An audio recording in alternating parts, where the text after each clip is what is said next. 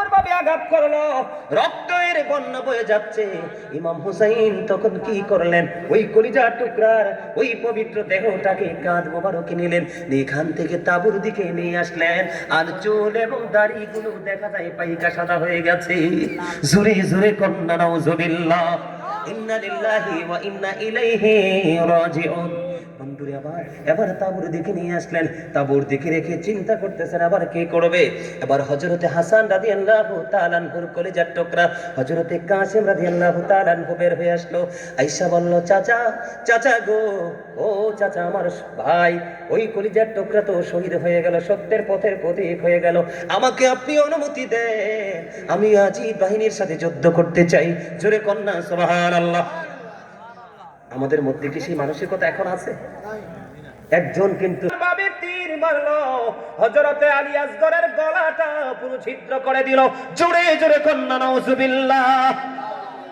বন্ধু, ছোট্ট শিশু হযরতে আলী আসগর। বন্ধুরে আমার, এবার কি করলেন ইমাম হুসাইন?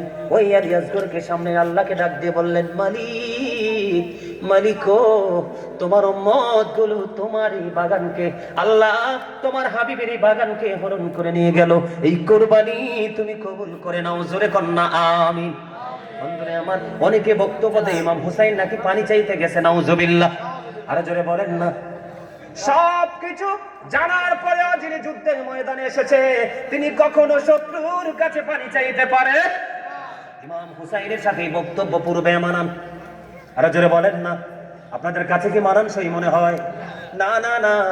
ও বন্ধু, তারা তো সাধারণ মানুষ না, তাদের চিন্তা চেতনা পুরো ব্যতিক্রম। এগুলো আমাদেরকে একটুখানি হৃদয় দিয়ে বুঝতে হবে, ঠিক কিনা বলেন? এবার সব শেষ হয়ে গেল। এবার বন্ধু ইমাম হুসাইনের পালা। এই কালো টুপি, তোমার সমস্যা কি? টুপিওয়ালা, তোমার সমস্যা কি? তোমাকে আমি আগেই বলেছিলাম তোমাদের সবাইকে যে তোমার কারো যদি ভালো না লাগে তুমি বাড়ি চলে যাবা, মন চাইলে শেষে আসবা, নাইলে আসবা না, ময়দানে চলে যাবে। কিন্তু ইয়াজিদ বাহিনী কেউ একা একা সাহস পায় না, কেমন করে তাকে আক্রমণ করবে। ইয়াজিদ বাহিনীর চিন্তা করলো একা একা তাকে আক্রমণ করা যাবে না, সবাই মিলে চতুর্দিক থেকে তাকে আক্রমণ করতে হবে। বন্ধু, ইমাম হুসাইন ভয় পায় না, কারণ তিনি সত্যের প্রতীক। কথা বলেন না কেন? এবার ইমাম হুসাইন যুদ্ধের ময়দানে ঝাঁপিয়ে পড়লো। ও যুবক ভাই, তোমরা এগুলো শিখে রাখো, জেনে রাখো, তোমাদেরকে মারার জন্য, আমাদেরকে ধ্বংস করার জন্য বেঈমান কাফেররা প্ল্যানিং করতেছে। কিন্তু তুমি তাদের সাথে যুদ্ধ তো করতে পারবে না। যুদ্ধ করতে আসলে, গুলি মারতে আসলে কিভাবে প্রতিহত করবে সেটাও তো তোমরা জানো না। কথা বলেন না কেন? শত্রু যখন, আমি তোমাদেরকে এক্সাম্পল দেই। এই আলোচনাটা এখানে রেখে একটু আমি পিছনে যেতে চাই, যাবেননি?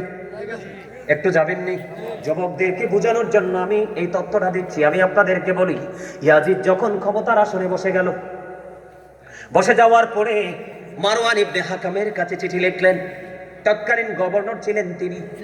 ইমাম হুসাইনকে আপনার কিসের জন্য?